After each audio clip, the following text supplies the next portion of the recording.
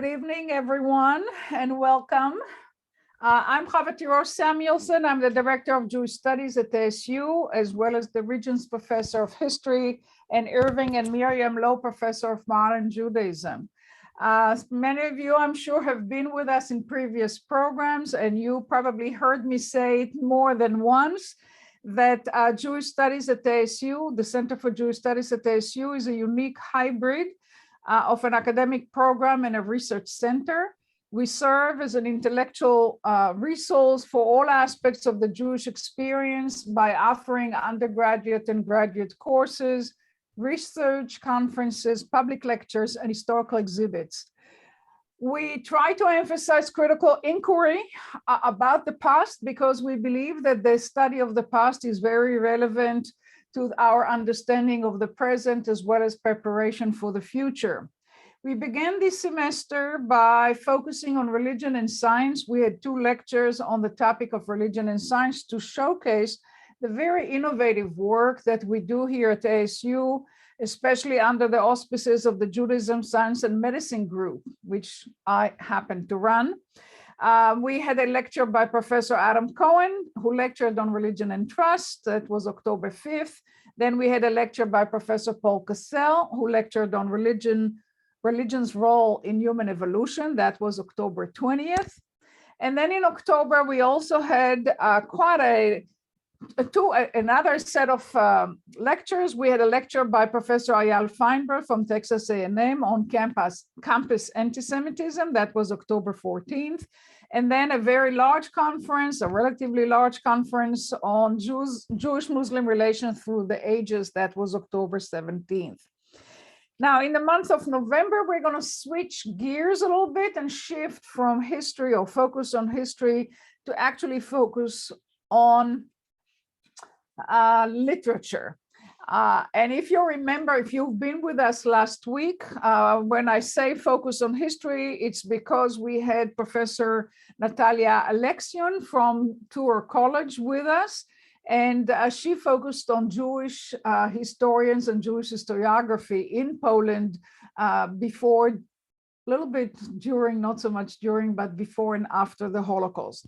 So now what we're going to do in the month of November, we are really shifting the focus from history and historiography to literature, both poetry and prose.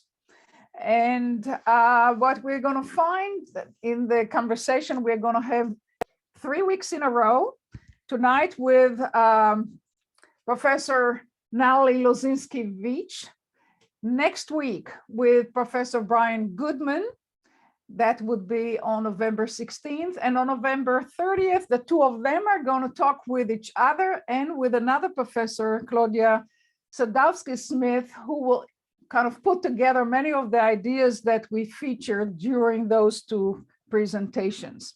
So the questions that would concern us in this conversation tonight and next week would be something along the lines of how did Jewish artists express their Jewishness before, during, and after the Holocaust?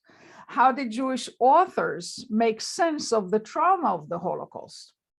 And because making sense always requires language, and the Holocaust makes language really meaningless, or made language really meaningless, or at least inadequate.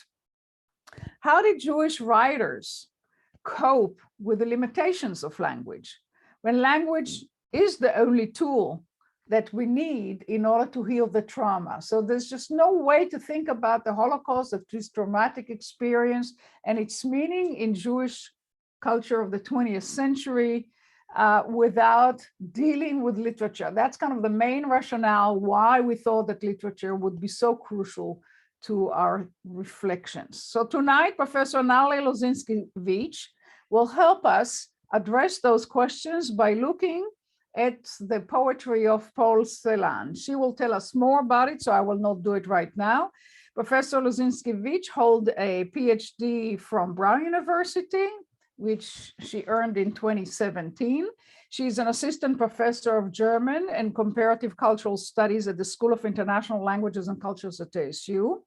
She's also an affiliate faculty of the Center for Jewish Studies, as well as a senior sustainability scholar in the Global Futures Laboratory. This is part of a new venture of ASU, the College of Global Futures. Professor Lozinski-Veach studies critical thought and literature after the Shoah with a focus on the connection between history, trauma, and ethics. In her research, she asked how art and philosophy can help us live more ethical life, not only in relationship to other human beings, but also in regards to and in relationship to animals and to the physical environment. In other words, the environmental dimension of the Holocaust is very much part of what she's reflecting on. And more people, both environmental ethicists as well as historians of technology, have been attentive to the connection between the Holocaust and environmental degradation. And she does it primarily by focusing on literature. She has published on several Jewish intellectuals who have shaped European and American thought in the second half of the 20th century, including Paul Celan, about whom we'll hear more. He's a poet. She has written also about the philosophers Walter Benjamin and Theodor Adorno, and about the writer and artist Bruno Schulz. Currently, she's working on a book called Creaturely Constellations, Animals, Literature, and Critical Thought After Auschwitz, in which she traced how philosophers and poets reimagine language beyond the human in order to represent and respond to the Holocaust. In this regard, her work is a contribution to the field of eco-criticism, which is simply another name for research on literature and the environment. So I'm going to turn off my camera now and my audio, and we're going to listen to Professor Natalie Lozinski-Veach. And afterwards, she will handle also the Q&A with the audience. So here we go. Natalie, the stage is all yours. Thank you so much, Hava. And I would also like to thank the Center for Jewish Studies for putting this lecture series together. As I said earlier, I'm really excited to share a little bit about Paul Celan with you and about this question of literature and, for me specifically, poetry after Auschwitz. So the lecture series, these 3 events, is called Thinking Through Literature After Auschwitz. And this is essentially where our question for today begins. What I want to think about with you is, why does poetry specifically after Auschwitz matter, right? What is the role of poetry after Auschwitz? What can poetry do that other forms of engagement, such as history, for instance, cannot do? How can poetry contribute to not only the memory of the Shoah, but also our thinking and our ongoing thinking about it? So my talk will be structured in 4 parts. The first part will introduce the poet Paul Celan and the philosopher Theodor W. Adorno to you. Then we will think together about what poetry after Auschwitz is. Then we will speak broadly about Paul Celan's poetry, and then we will look at a specific poem called Death Fugue. So these 2 men, Paul Celan and Theodor W. Adorno, are 2 of the most important figures in the intellectual landscape after World War II, but specifically after the Holocaust.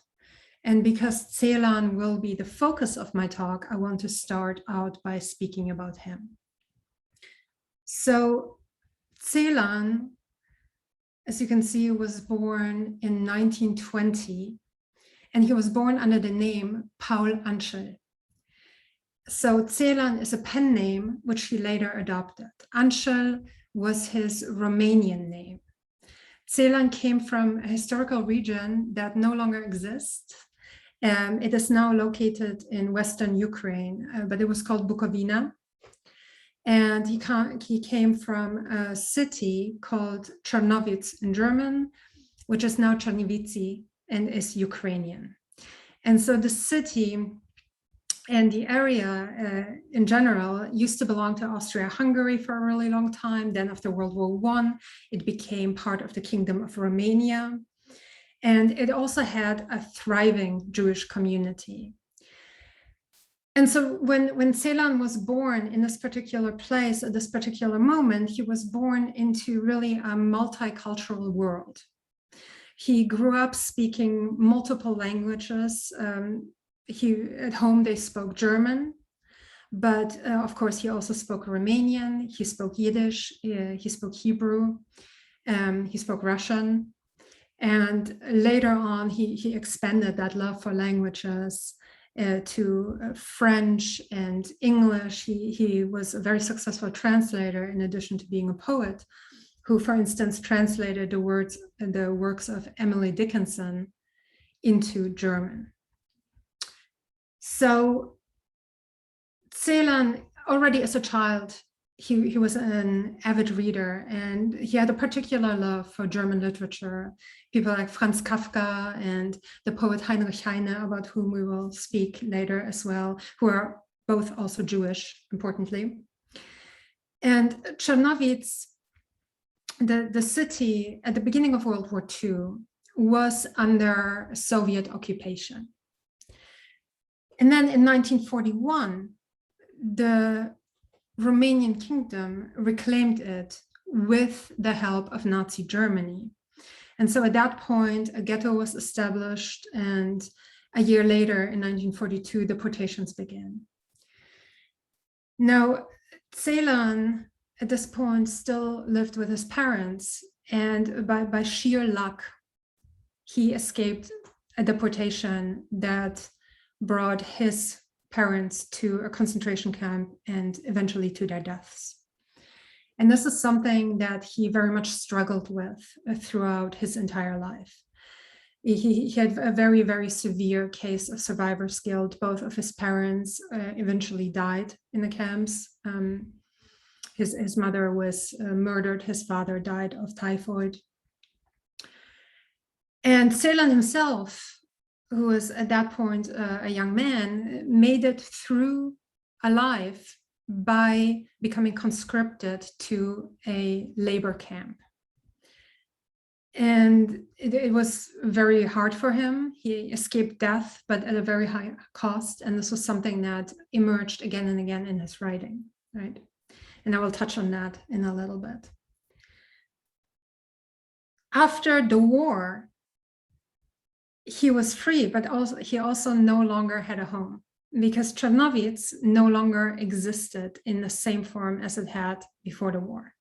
It became part of Ukraine, and the surviving Jewish population mostly emigrated to Israel. The German population was rehomed to Germany. And so he did not really have a place to go back to. And so he went to Paris. In Paris, he worked as a translator, he studied literature, he studied linguistics, he eventually became a university lecturer. And he met his wife, he got married, he had a child, and he wrote. And somehow he became the most important poet on the topic of the Holocaust in the German language. And you can see here, in 1960, he received the Georg Büchner Prize in Germany. And this is an incredible honor. It's the most important literary prize in the German literary landscape. And it's a prize for literature, not a prize for poetry, right? Just a prize for literature. So at that point, it was undeniable how important Celan had become. And yet throughout, he kept struggling with his survivor's guilt, and he kept struggling with his mental health. He was, in fact, a patient in psychiatric hospitals repeatedly. And as you see, he died very young at the age of only 50. And that was because he committed suicide by drowning himself in the Seine.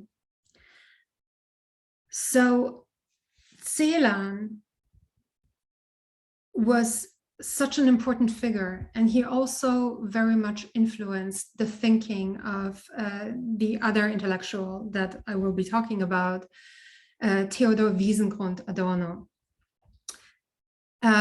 Adorno was a philosopher and a social critic, born in 1903 in Frankfurt am Main in Germany.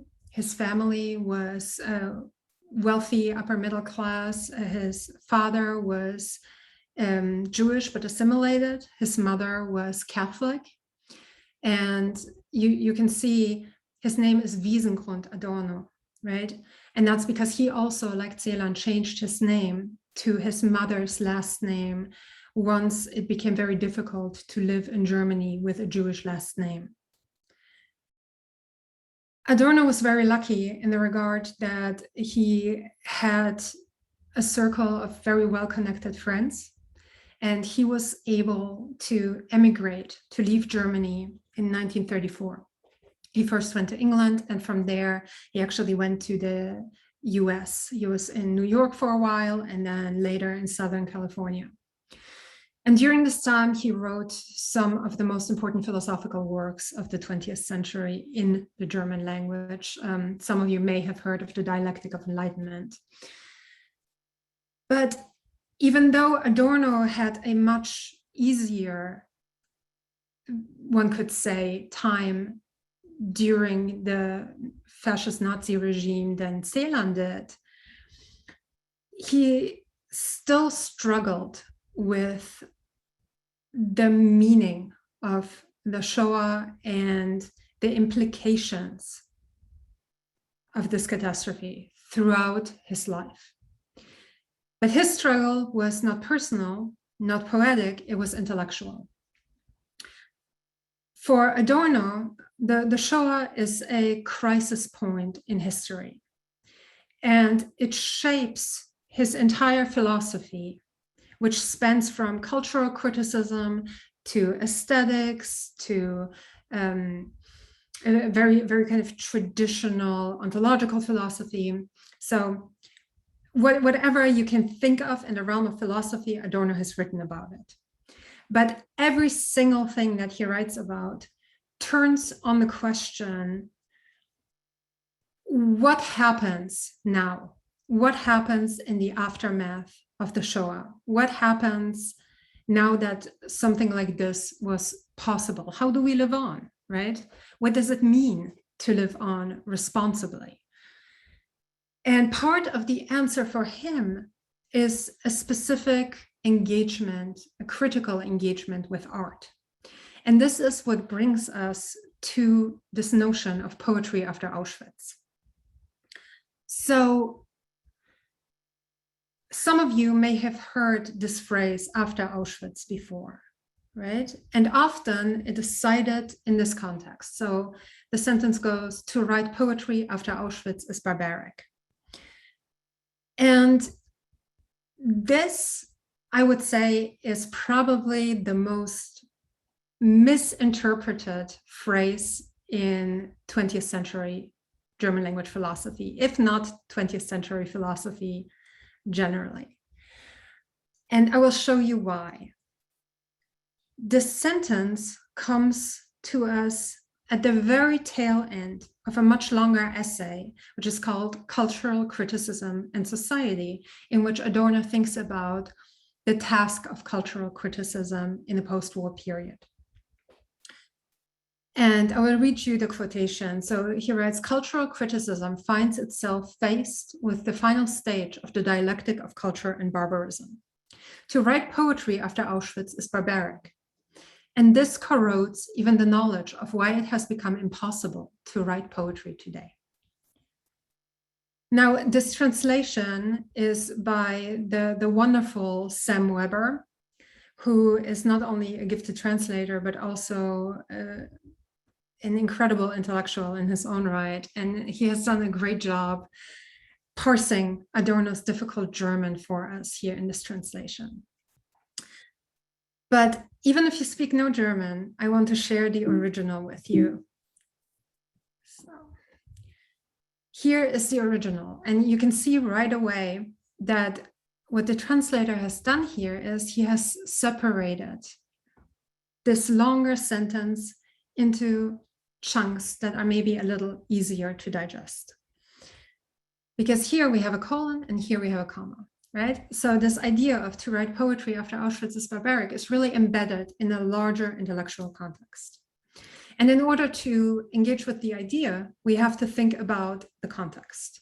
So this is what we're going to do today and right now. So the first thing that probably stands out is this strange phrase, the dialectic of culture and barbarism. And I could talk about this for, I think, 2 years straight and never come to an endpoint. But if I was to sum it up quite pithily, the idea is that for Adorno, culture and cultural progress always have a dark underbelly, right? There is always a cost that is attached to cultural progress, or what we think of as cultural progress. And this cost is often very, very violent, right? It's barbaric. It's an element of regression that is attached to elements of progress. And in the cultural context of Germany after the war, the particular meaning of the statement here has to do with an indictment of Germany as this nation of thinkers and poets, right? Das Land der Dichter und Denker. And if we look back at Western European intellectual tradition, the Germans have contributed a lot, right? A lot of the really big, impressive intellectual figures came from areas that were German speaking. So in music, we have, Beethoven and Mozart and Bach, and in philosophy, we have Hegel and Kant and Nietzsche and Marx, right? And in poetry, we have people like Goethe and Schiller and so on and so on. But what Adorno here is saying is, despite all of these cultural achievements, the Shoah was able to happen, right? All of this intellectual heft, all of these notions of progress did not prevent the Holocaust from happening. And Adorno goes even further. He says that for him, there's even a sense of complicity here. And to understand this, we only need to look at the role this cultural tradition plays in Nazi Germany, right? Many of the claims to superiority that the Nazi ideology puts forth have to do with this legacy of outstanding culture, right? And this is directly connected to these ideological pretensions to racial superiority as well. So that's the first thing to think about, this interconnection of culture and barbarism, and we will come back to that later. The other aspect here that is important is that what Adorno is saying about poetry also applies to philosophy. If you look at his phrasing here, right, and this corrodes even the knowledge of why it has become impossible to write poetry today. This knowledge, where the German word is Erkenntnis, which is a philosophical term, this knowledge refers to what he himself is doing here. So Adorno is making a claim about the barbarism of poetry after Auschwitz. And at the same time, he's saying that to make this claim in the first place is also already barbaric, right? So he is indicting his own essay that he just wrote. He is including this essay in this dialectic of culture and barbarism. He's saying, I too am, by participating in this intellectual tradition, complicit in a certain sense. And so this gives us a different perspective on this idea of the impossibility of poetry after Auschwitz and the barbarism of this poetry, right? It's not really a prohibition that he utters. Instead, it's really a challenge. It challenges poetry to do exactly what he is doing here, to reflect on the negative components of its implication in this tradition. So poetry after Auschwitz is a poetry that engages with the weight of responsibility that comes with writing anything at all after Auschwitz. And I'm really happy to elucidate that later during the Q&A if you want to. I know this is a kind of complex point. But essentially, the other short reference I want to make here is that poetry after Auschwitz refers to all poetry after Auschwitz. So not only poetry that is about Auschwitz, but also poetry that is merely written after Auschwitz. So this phrase itself, after Auschwitz, is a poetic phrase, right? What he is really saying is not after Auschwitz, he is saying after the Holocaust, right? And it's a literary device that he's employing, that philosophers often, that poets often employ to represent a larger idea or event through one of its parts. And so as he is saying that poetry is barbaric, he is also employing poetry to say that very thing, right? So there's, again, the self-contradiction. So, of course, this has elicited a lot of very strong reactions. And so Adorno actually retracted it a bunch of times over his career. And one of the reasons he did retract this statement is Paul Celan's work. And for the rest of the talk today, I want to focus on Celan's poetry broadly and specifically on one poem in particular. So,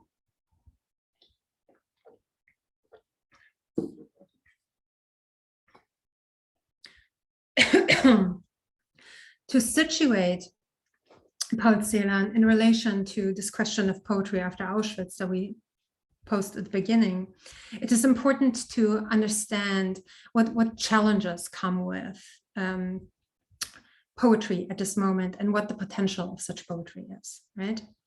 So there are two major challenges or accusations that come up when one thinks about poetic representation, in contrast, for instance, to historical representation. One is that there's pleasure attached to poetry, right? Poetry tends to be beautiful.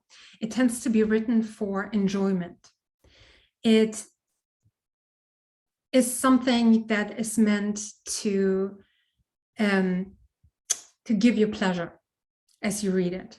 And so one of the issues here is, well, would such a form trivialize suffering by covering it up, by turning it into something that we enjoy, right? Is it even maybe entertainment that these historical experiences become? And so this is where the second question comes into play. And how far can poetry do justice to historical experience? It's not an accounting of facts. How close can it get, and how close should it get? What is the responsibility in terms of representation of this poetry? But here is also a certain unique potential.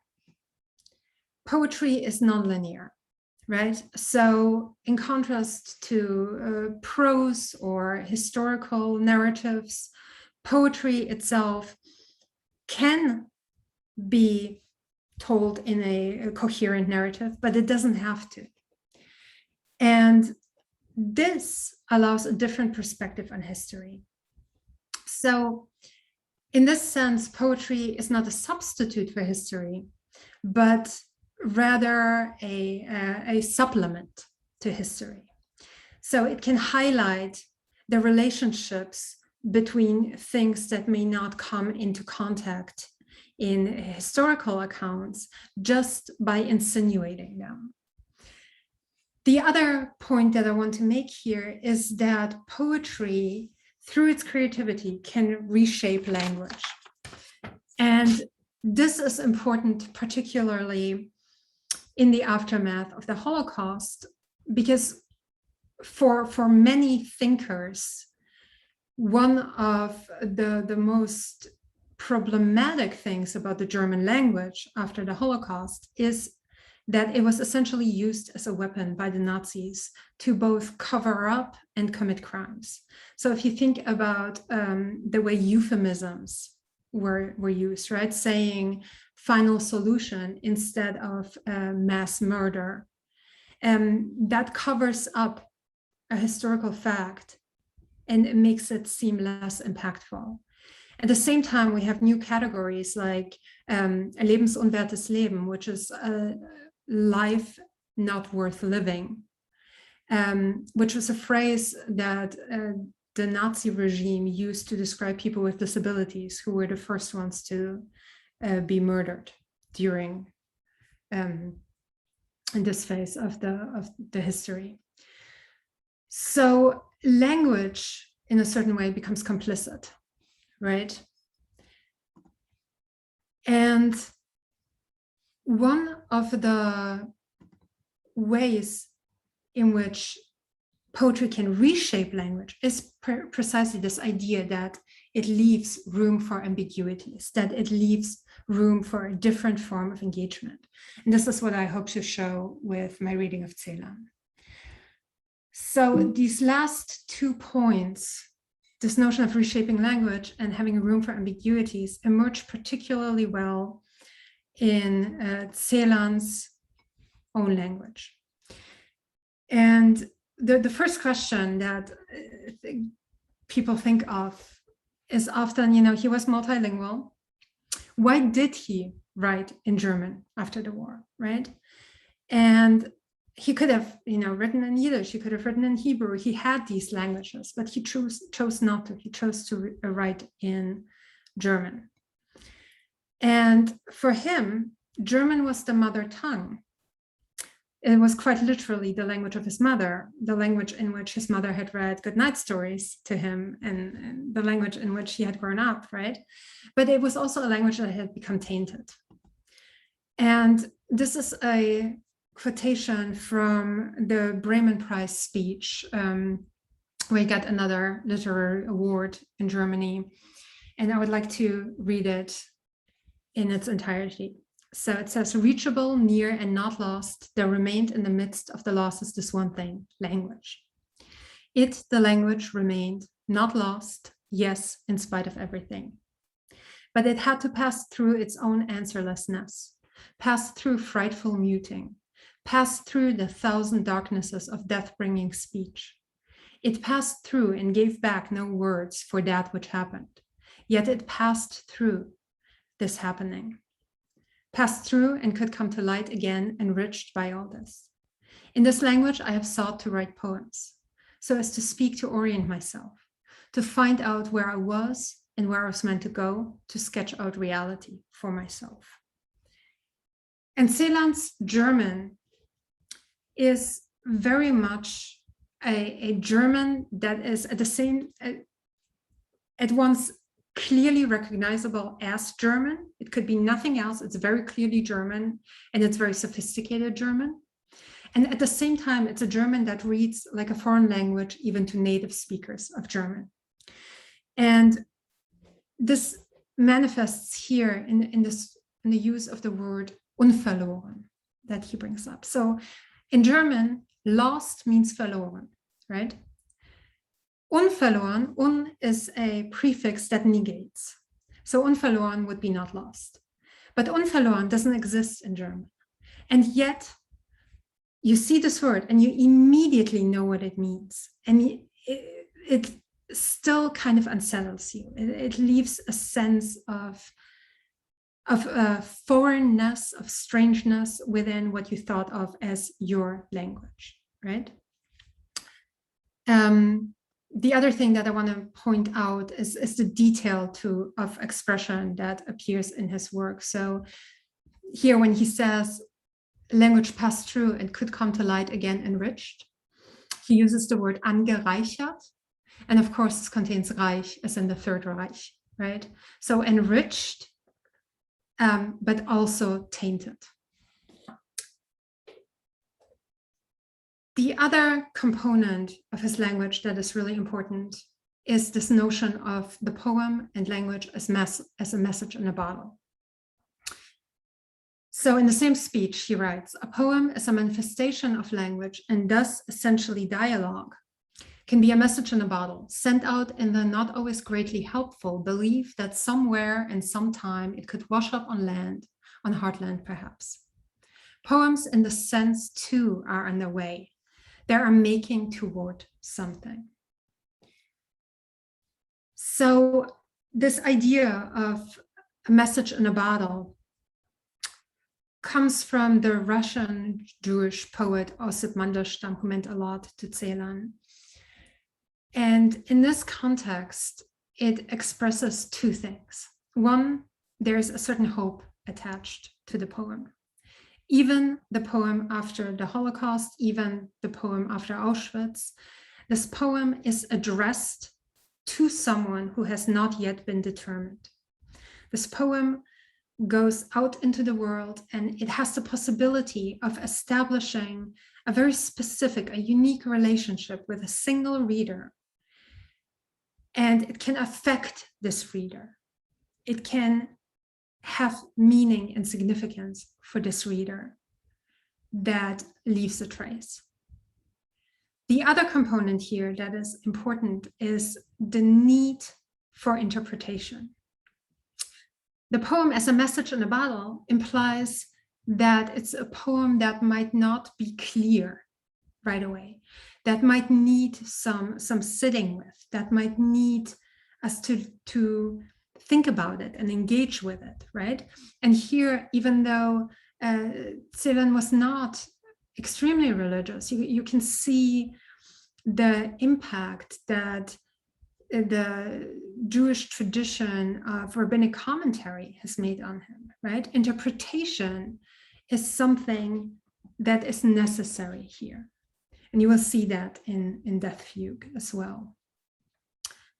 And of course, such interpretation is not always easy, right?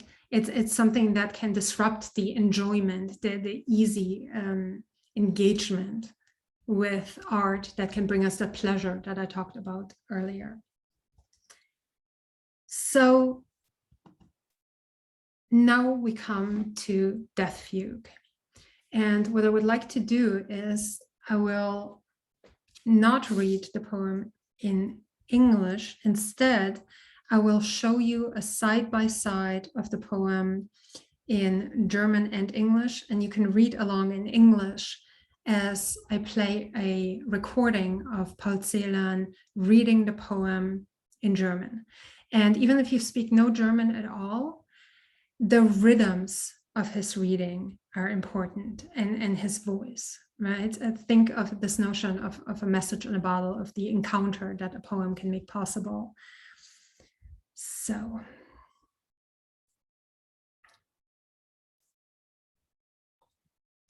I will turn the screen sharing back on in a moment. I just need to turn on the sound and I hope this will work. Lisa, if you could let me know if the sound works this time. Again. Not yet. Okay, I'm clicking now. Todesfuge. Yes. Schwarze Milch der Frühe, wir trinken sie abends, wir trinken sie mittags und morgens, wir trinken sie nachts, wir trinken und trinken. Wir schaufeln ein Grab in den Lüften, da liegt man nicht eng. Ein Mann wohnt im Haus, der spielt mit den Schlangen, der schreibt, wenn es dunkelt nach Deutschland, dein goldenes Haar, Margarete. Er schreibt es und tritt vor das Haus und es blitzen die Sterne, er pfeift seine Rüden herbei, er pfeift seine Juden hervor, lässt schaufeln ein Grab in der Erde. Er befiehlt uns, spielt auf nun zum Tanz. Schwarze Milch der Frühe, wir trinken dich nachts, wir trinken dich morgens und mittags, wir trinken dich abends, wir trinken und trinken. Ein Mann wohnt im Haus, der spielt mit den Schlangen, der schreibt, wenn es dunkelt nach Deutschland, dein goldenes Haar, Margarete, dein aschenes Haar, Sulamit. Wir schaufeln ein Grab in den Lüften, da liegt man nicht eng. Er ruft, stecht tiefer ins Erdreich, ihr einen, ihr anderen spielt weiter zum Tanz auf. Er greift nach dem Eisen im Gurt, er schwingt, seine Augen sind blau. Stecht tiefer die Spaten, ihr einen, ihr anderen spielt weiter zum Tanz auf. Schwarze Milch der Frühe, wir trinken dich nachts, wir trinken dich mittags und morgens, wir trinken dich abends, wir trinken und trinken. Ein Mann wohnt im Haus, dein goldenes Haar, Margarete, dein aschenes Haar, Sulamit, der spielt mit den Schlangen. Er ruft, spielt süßer den Tod, der Tod ist ein Meister aus Deutschland. Er ruft, streicht dunkler die Geigen, dann steigt ihr als Rauch in die Luft.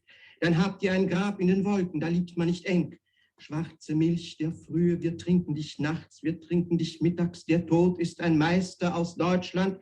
Wir trinken dich abends und morgens, wir trinken und trinken. Der Tod ist ein Meister aus Deutschland, sein Auge ist blau.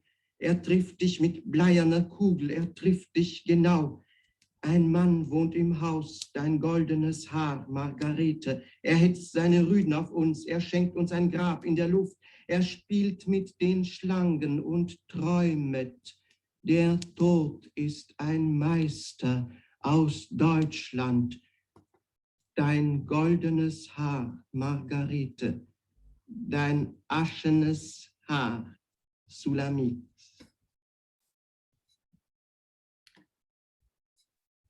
Okay.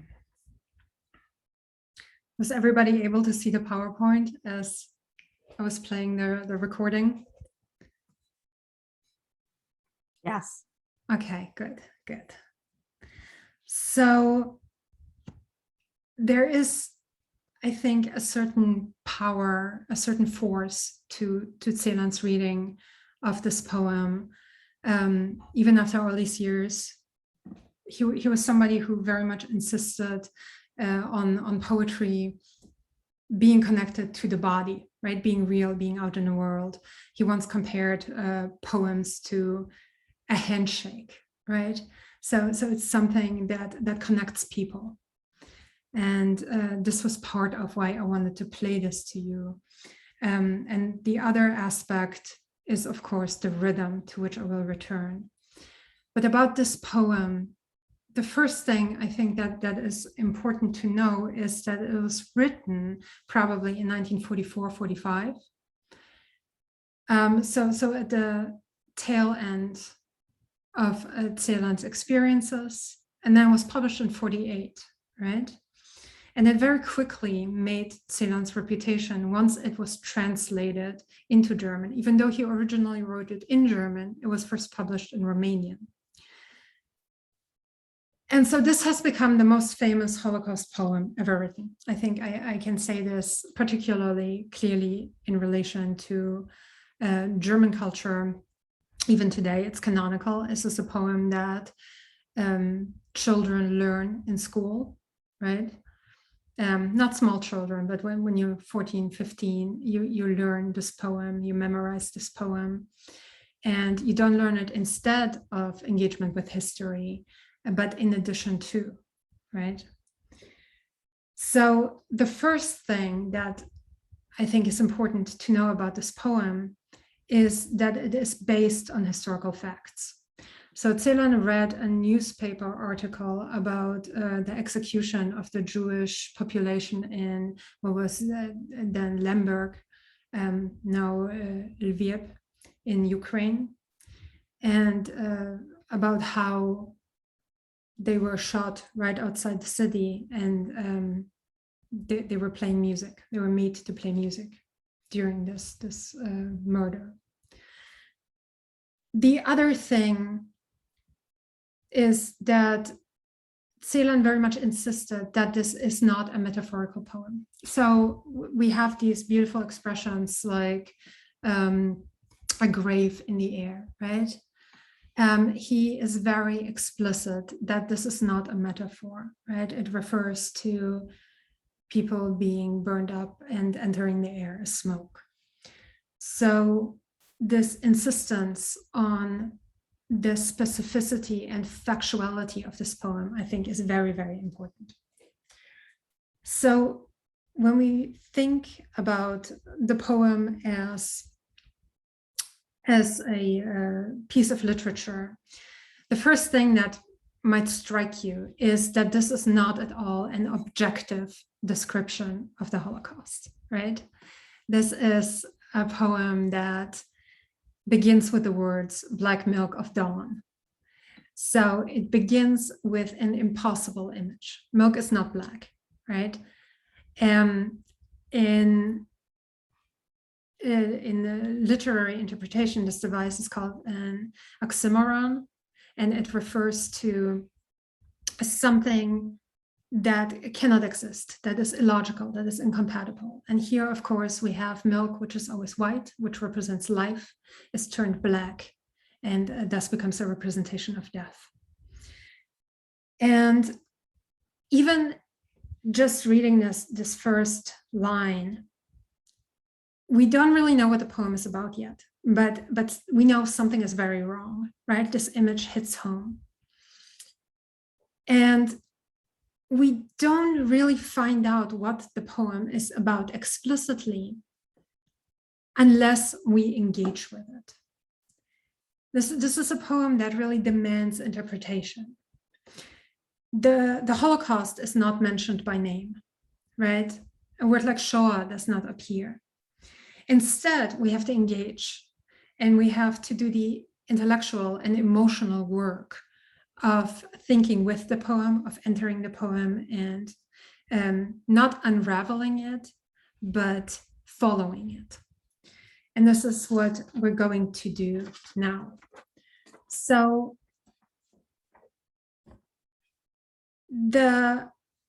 and this is the first point, I think, that makes poetry very different from a historical account, right? There is no being on the outside here. We cannot engage with this poem at a distance. It does not spell things out for us.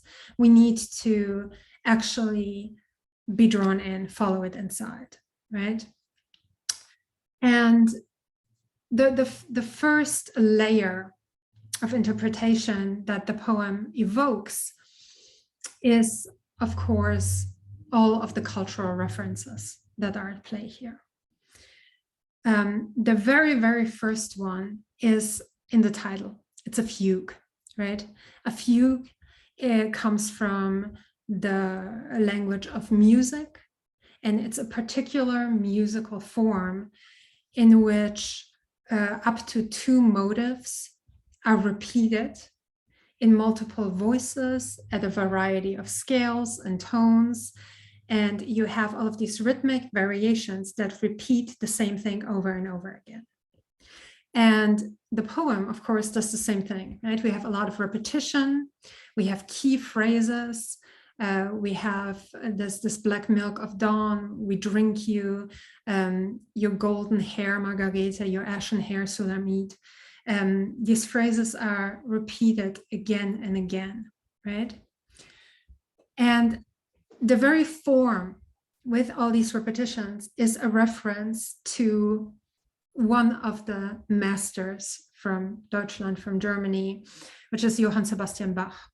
It's a reference to his music, and it's therefore a reference to a specific high point of German culture, to this legacy that Adorno so indicts in his dialectic of culture and barbarism.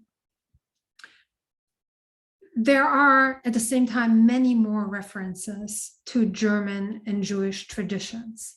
And the really interesting thing is how they're interconnected, So I think that the one thing that most people will be familiar with will be the name Shulamit in Sulamit in German, who is the virgin from the Song of Songs, right? And she appears here in juxtaposition with Margarete, who is the quintessential German woman with the golden hair. And she herself is a reference to a literary tradition. So the first thing, we have the fugue. Then, as part of the fugue and of its rhythms, we have the dance of death, right? Where you have music and musicality and mortality entangled. And this is a medieval German tradition that is often depicted in churches and is supposed to remind us that no matter your status in life, death is coming for you. Now, I already mentioned Bach and his fugue. Now, with Margarete and her golden hair, we come to a reference to the poet Heinrich Heine. And I mentioned earlier that Celan was an avid reader of Heine. And Heine is also very interesting in relation to this claim to the superiority of German culture that was made by the Nazis, because Heinrich Heine was a German Jewish poet, and he also wrote a poem called The Lorelei, which has become an indispensable component of the German cultural tradition. And it is so indispensable, it has become so fused with German culture that it was impossible for the Nazi regime to remove this poem from school books and the cultural awareness, right? Instead, they just claimed that it was unknown who had written it. They just replaced Heine's name with anonymous. But Heine is just so important that he could not be erased, right? And there are references to Heinrich Heine in Celan's poem, and you can see here by the repetition of these words, right? He writes, when it becomes dark to Germany, you have the word dunkelt, you have the golden hair of Margarete and the golden hair of the Lorelei. Here in the poem, it's the jewelry that glimmers, and here it is the stars. So the other reference in relation to Margarete with her golden hair is, of course, Johann Wolfgang von Goethe, whom Celan also read very, very deeply. And Johann Wolfgang von Goethe is the quintessential German poet, right? If you think of German poetry, you think Goethe. If you think of German literature, you think Goethe. And he wrote a play about a man who makes a deal with the devil called Faust. And in this play, there's this girl, her name is Margarete, Gretchen, who very much represents the quintessential German young woman, a notion of Germanness that is embodied in this figure. And so by referring to the golden hair of Margarete, always in conjunction with the ashen hair of Shulamit, Celan points out not only the juxtaposition between these two figures and thereby between German and Jewish culture, but also they always appear together, right? There's an inextricable connection between them. The contrast only persists when they are thought in alignment, in relation to one another. So the other point that comes up here is, of course, where, excuse me, my PowerPoint is not working. I wanted to go back to the poem. So when you go back to the very beginning of the poem, there we go. it begins with a we, right? We don't have an I, we don't have a you, we don't have a they, we have a we. And this we that we're initially introduced to, it's a German we, and it includes the German reader initially. And what it also does is it confirms the Germanness of the prisoners here, right? They speak about their own experience in German. Their we is indistinguishable from the we that the Germans would use to refer to themselves.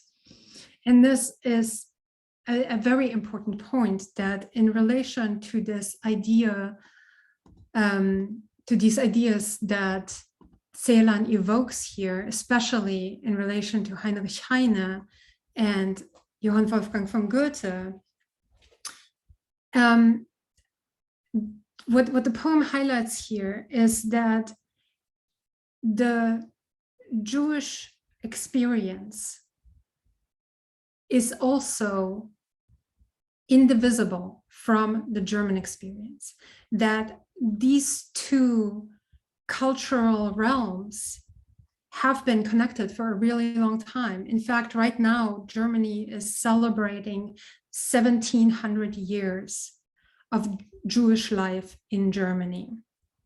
And Celan, by making all these references and displaying his acuity of this culture, his knowledge, is also writing himself into this tradition, right? He's claiming his place in this tradition.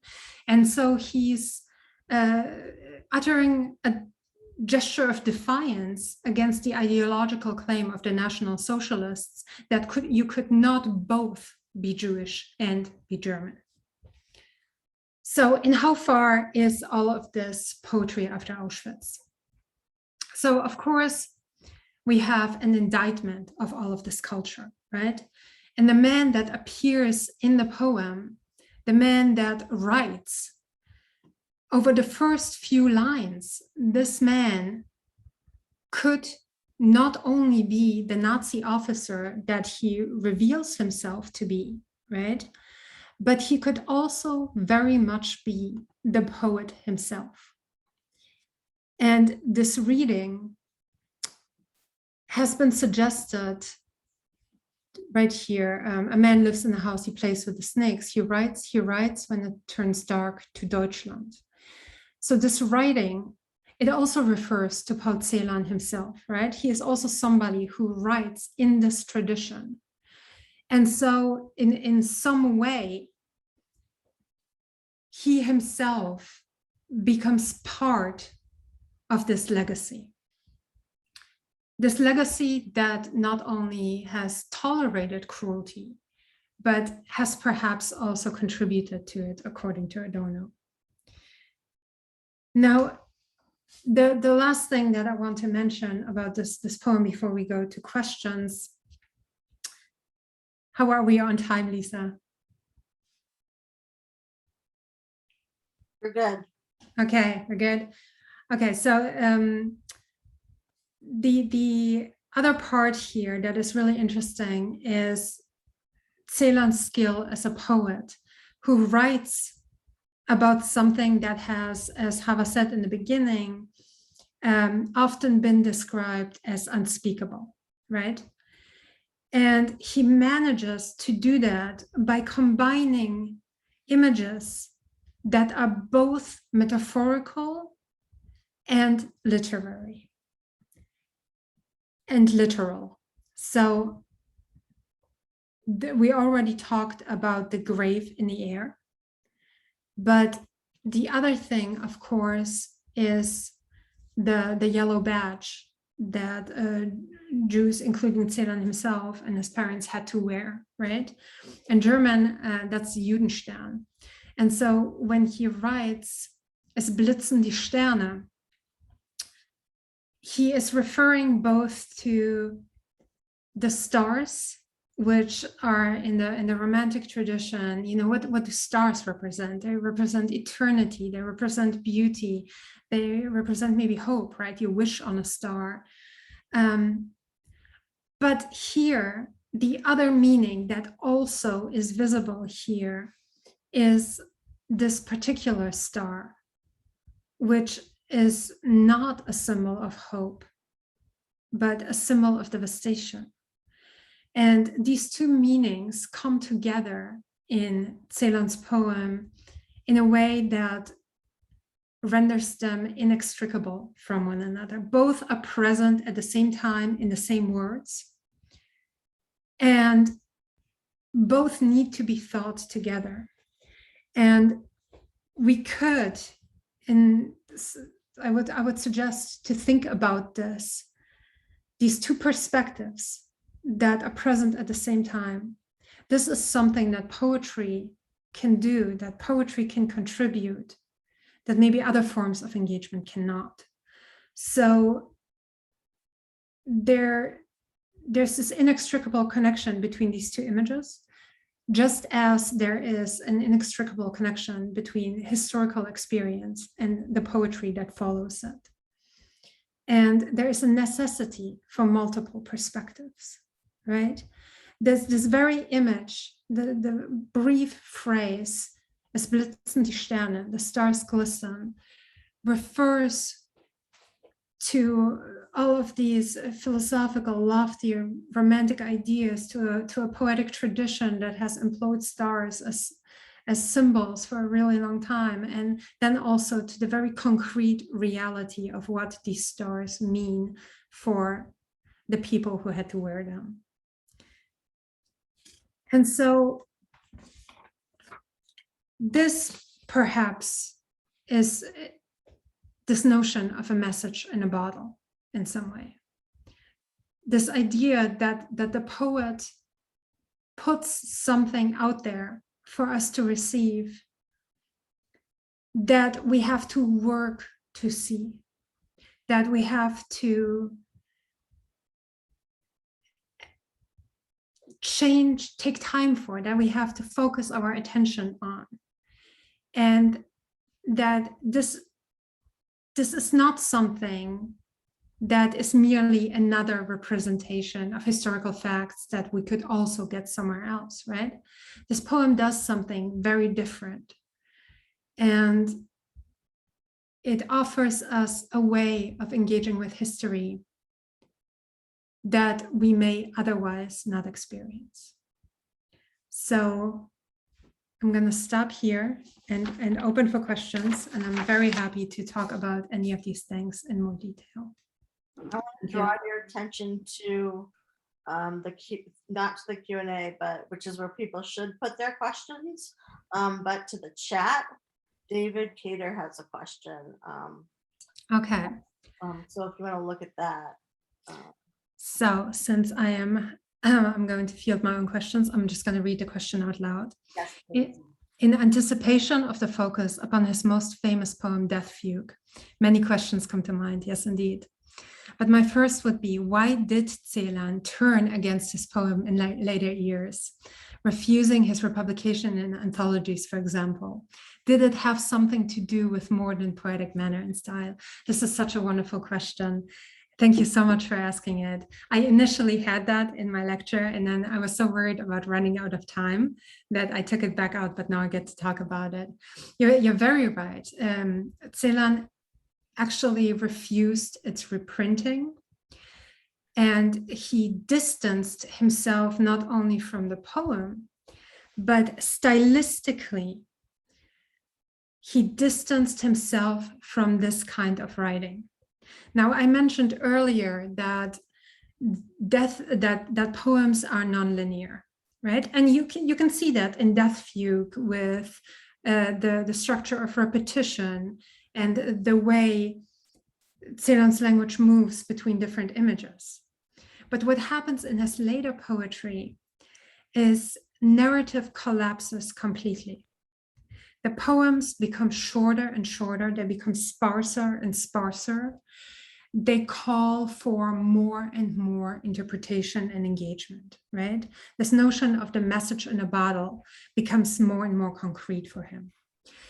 And part of his reason why he wanted to distance himself from this poem and why he went into this other direction is that the reception of the poem in Germany was not what he had hoped for.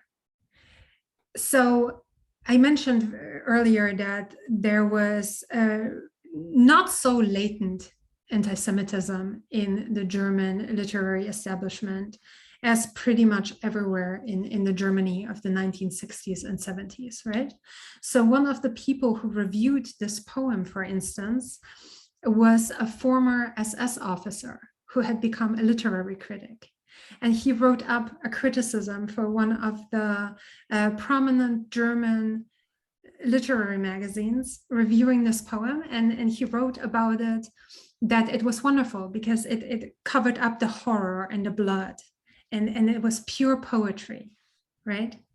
And this is a very, so this brings us back to the question of poetic complicity. Because when Adorno says no poetry after Auschwitz, he also wants poems that do not lend themselves to this kind of misreading of historical experience. And I think Adorno and Celan are very close there. Celan's later poetry, the poetry that becomes very sparse and very difficult and almost obscure, that's the poetry that no longer has a storyline, but it also can no longer be misinterpreted in this way. And this is also the poetry that for Adorno then comes even closer to the ideal, right? That's such a good question. I hope I answered it in enough detail. Any other questions? Natalie, I would like to pose a question more about Adorno, which has always fascinated me. I still cannot understand why did he's not the only one, but why did he and Horkheimer decide to go back to Germany? 1947, I believe he returns. He didn't have to return. What was it about his experience in the United States which really turned him against the United States in a profound way and leading him back to Germany? Yeah. These are two very, very interconnected points, right? Both his experience in the United States and the reason why he went back. So there are multiple interpretations, but first of all, I said that initially he had been in New York, right? And then he was in Southern California. He actually lived in Brentwood for a while in LA, if you can imagine that. So this is also where O.J. Simpson lived. And Adorno had a lot of disdain for what he called the culture industry of Hollywood, right? And American culture in that particular moment. And he felt very stifled by it.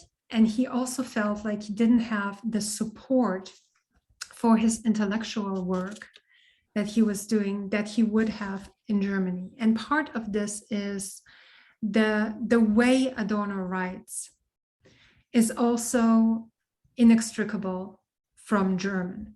So his German is also like a foreign language. That is part of the difficulty of it, right? He's very difficult to read. But what he does with German, it's like acrobatics. It's amazing. You can spend 2 months reading a single sentence. In fact, another emigre, Thomas Mann, the Nobel Prize laureate, who also left Nazi Germany in protest. He lived also in California. And when Adorno published his little book of aphorisms, Minima Moralia, Reflections on Damaged Life, he sent a copy to Thomas Mann. And Thomas Mann did not answer for the longest time. And eventually Adorno got this little note back, and he said, Mann said to him, "I'm very much enjoying your little book, but it's so difficult. I can not read more than a single page every night before I go to bed. And then I have to stop," right? And the intellectual environment in the United States and the type of thinking that was popular here and that was encouraged and that was supported did not align with this style of writing and thinking that was so insistent on negativity and difficulty. So, and also the other part of it, if I'm not going over time, he also felt that there was work to do in Germany, particularly because Nazism had not been extinguished, because there were people like this former SS officer, now turned literary critic, everywhere, including at the universities. Adorno felt that it was his duty, his obligation, his responsibility to go back, right? He very famously writes at one point that the moral imperative, the Kantian moral imperative, has changed after Auschwitz, that now it is our moral duty to prevent something like the Holocaust from happening again. And this is not something for him that ever ends. It is still, this moral imperative is still in order, right? So thank you, Ava, such a good question. I see. We have a question in the Q&A if you can look it. Yes, I see it. Okay. So it says, you spoke of culture and barbarism and Adorno's commentary on this. Is Celan's statement, death is a master from Germany, destroying this dialectic or highlighting it? For example, you mentioned Bach, and one thinks of Beethoven and Goethe as cultural masters from Germany. But Celan seems to suggest these cultural achievements can no longer be separated from the horrors of the Holocaust. You can see me smiling because this is another excellent observation and such an astute question. Thank you for this. You're already in your question touching the nerve here, because the answer is both, right? Celan, speaking of death being a master from Germany, is referring to, not specifically to Adorno's writing on this dialectic, but to the same sense that there is complicity and implication in this cultural trajectory, that this nation that has given us Mozart and Beethoven and Bach, right, is also the same nation that is committing these atrocities right now, and that all the culture in the world does not free them from this guilt, this burden, and that these two things can also not be thought apart, that they always belong together. Yeah, very good, very good. The next question is, I was wondering if you could shed light on what Celan means when he writes in the poem, he plays with the snakes. Is this a metaphor or should it also be taken literally? Yes. This is also a wonderful question. And I'm gonna, if my PowerPoint lets me, I would like to go back to the text. So this appears quite often. So here, he plays with the snakes and dreams, death is a Meister from Deutschland. So spielt mit den Schlangen.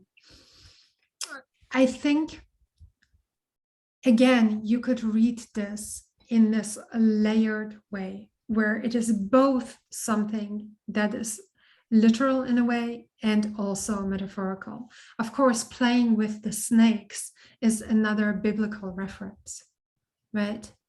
Whenever you have a snake, you have an allusion to the Garden of Eden, you have an allusion to the fall, to original sin, and so on, right, to these narratives.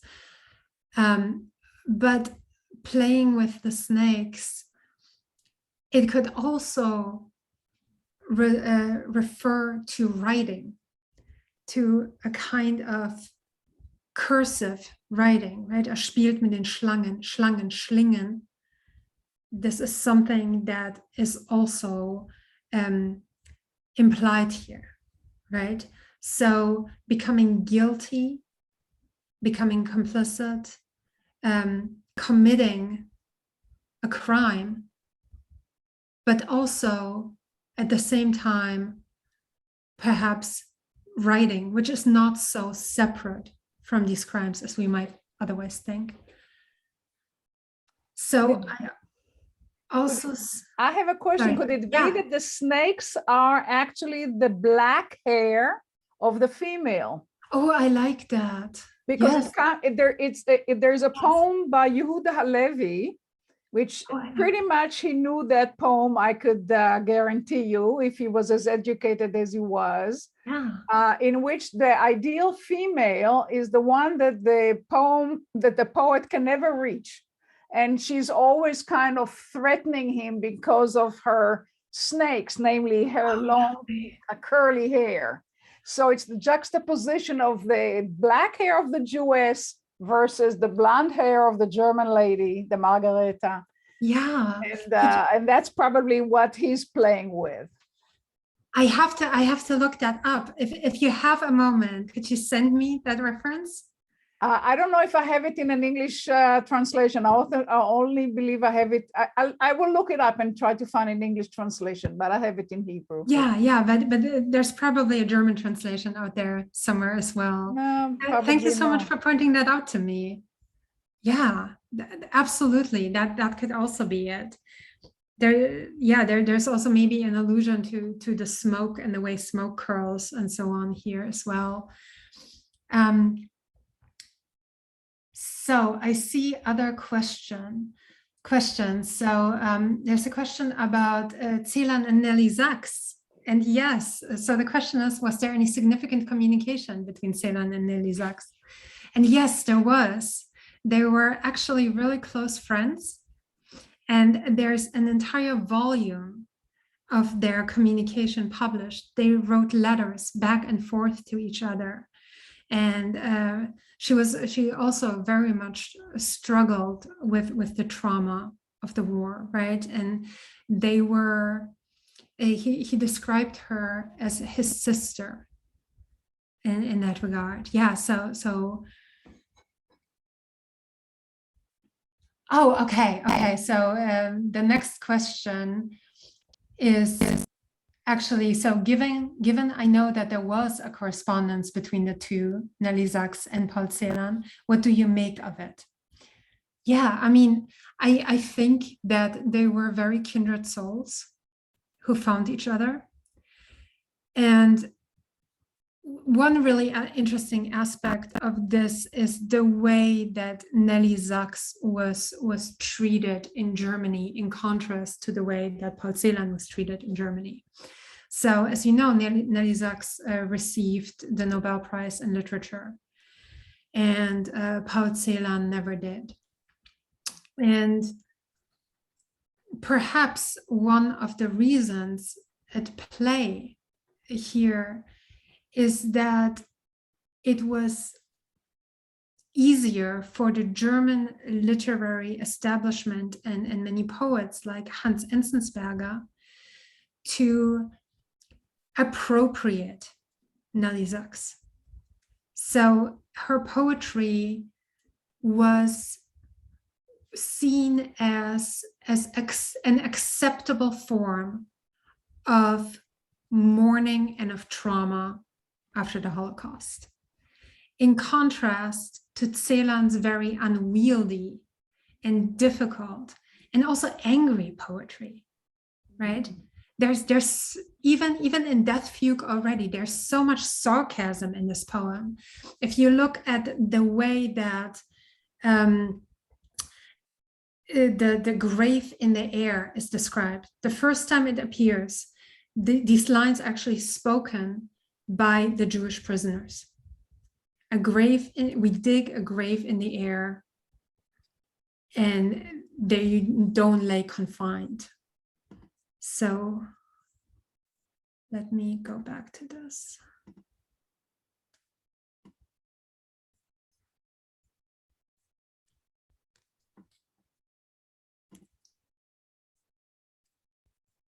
So we dig a grave in the air, there one lies at ease, right? And later we see that this is actually the phrasing that who I assume a Nazi officer is using. And he says it to them, yeah? So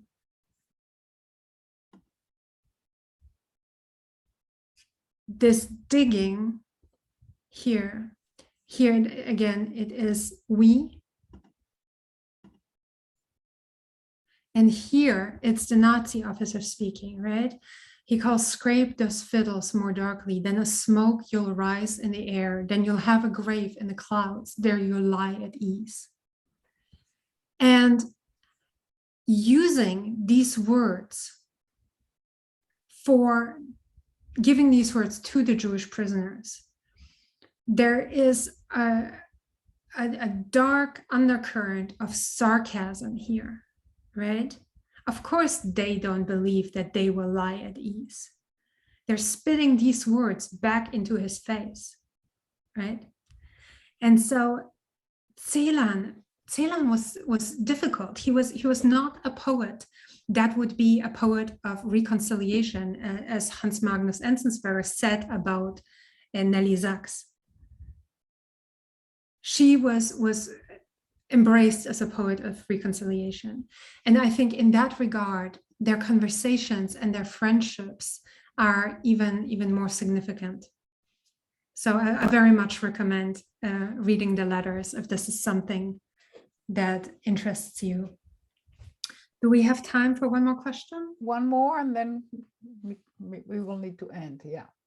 Okay, so the last question here is, could you speak to the concept of lyric poetry, which is central to Adorno's interpretation of poetry's specific complicity?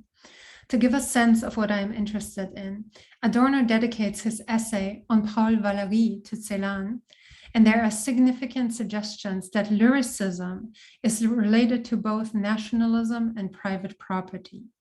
To quote, Valéry attacks the extremely widespread conception of the work of art that ascribes it on the model of private property to the artist as the one who produces it. Did Celan come to believe that there were impermissible lyric elements in Death Fugue? This is a wonderful question that picks up on the previous question about the rejection of this poem, right? Because yes, the idea of lyric poetry particularly is for Adorno a form of poetry that represents an idea of the self, of the individual, that is representative of the kind of subjectivity that emerges out of the Enlightenment tradition that he also indicts, right? It's this idea of a self that is separate from the world, that has agency over the world, that is in full control of its actions, hence the connection to private property and nationalism here, right? It is this idea, this illusion of the self that also stands behind the National Socialist concept of the Übermensch, right? So there is a certain kind of poetry that enhances this illusion, that propagates this illusion. And in that regard, this poetry would be more complicit. There's also the element of beauty in lyric poetry, right? The lyric is a song, really.